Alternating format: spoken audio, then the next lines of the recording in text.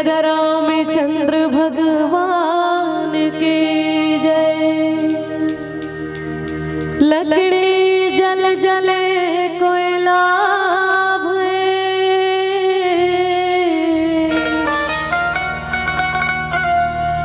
कोयला जले राख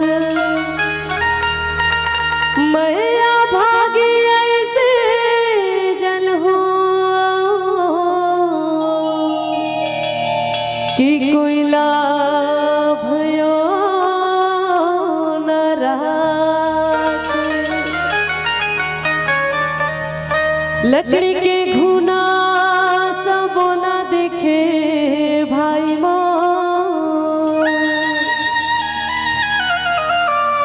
मनके के गुना नहीं दिखे जी, मनके के गुना नहीं दिखे जी।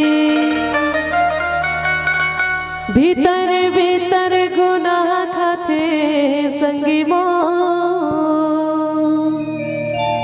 कोनो समझ नहीं पावे जी, कोनो समझ नहीं पावे ना।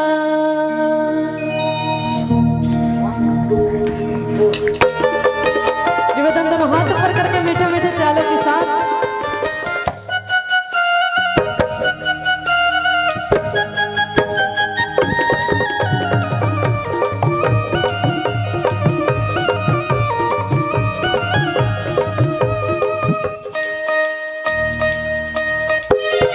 लकड़ी की गुना तो बोला देखे भाई मो मनके के गुना नहीं देखे जी, मनके के गुना नहीं देखे जी। भीतर भीतर गुना खाते संगी मो कोनो समझ नहीं पावे जी, कोनो समझ नहीं पावे ना।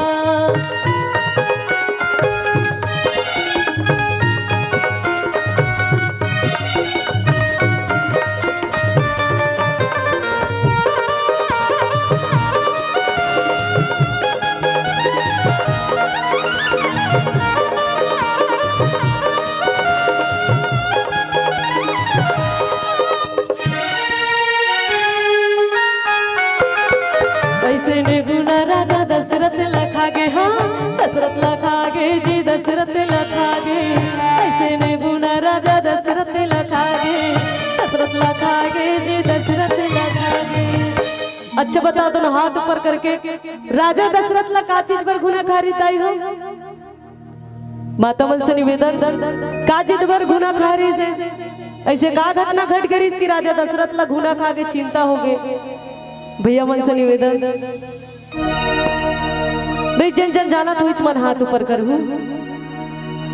यहाँ तो मोल पूरा रामायणिक दिखतेगा लेकिन ककरो हाथ ऊपर नहीं होत हवे है ना। जब देवासुर के बीच में जब लड़ाई हुई से ना तो के कई रानी रिश्ते काकर प्राण बचाए रही से राजा दशरथ के। राजा दशरथ रिश्ते ना बोला अपन प्राण बची सकर बदला में का दिसला दो वचन मांगेल बोलिस और दो वचन में का मांगिस दाई हो का मांगी से एक बार जोरदार ताली दाई के लिए। अत्ते कंजू से वो ताली बजाए वर तुम्हारे गांव के मन है तब होल नहीं आती तो का मांगिस दाई हो? एक राजा भरत ला राज तिलक और दूसरा में राजा राम ला 14 वर्ष के वनवास।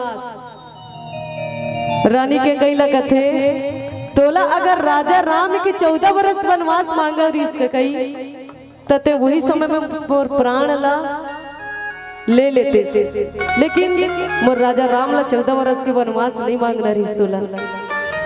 जब ये बात ला सुनिस ना तो के कई रानी रिश्ते ला कोई फर्क नहीं पड़िस भैया हो। तोला मरना है तो मर जा लेकिन मोला राम के वनवास चाहिए मतलब चाहिए। राजा दशरथ दिन बिलक बिलक के कहा थे रोआ थे इतने का कर दे के कई राजा राम ला 14 वर्ष के वनवास मांगे है ना, लेकिन रानी के कई ला कोई मतलब नहीं रही से ओला तो कोई फर्क ही नहीं पड़त रही से। बोला दिख गे रानी रानी के कई के रूप में ओकर काल हेते मंडरावत रिसोला बोला दिख गे राजा दशरथ ला और कहते का भैया हो ऐसे ने गुना राजा दशरथ ला खागे हाँ दशरथ ला खागे जी दशरथ ला खागे ऐसे ने गुना राजा दशरथ ला खागे दशरथ ला खागे जी दशरथ ला खागे राम 14 बरस वन जाहि जी राम 14 बरस वन जाहि जी तड़प तड़प तन त्यागना तड़प तड़प तन त्यागना लकड़ी के गुना सब बुलंद के भाई हो मनके के गुना नहीं देख जी मनके के गुना नहीं देख जी भीतर भीतर गुना गाते संगी को कोनो समझ नहीं पावे जी कोनो समझ नहीं पावे ना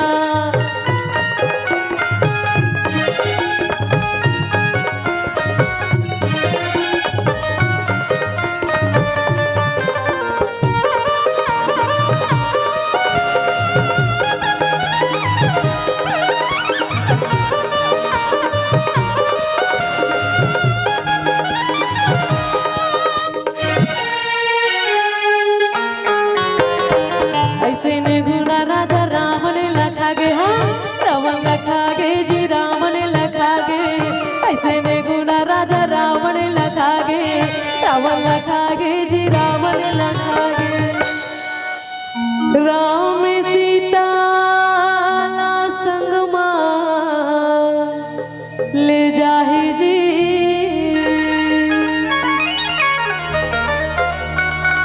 राम सीता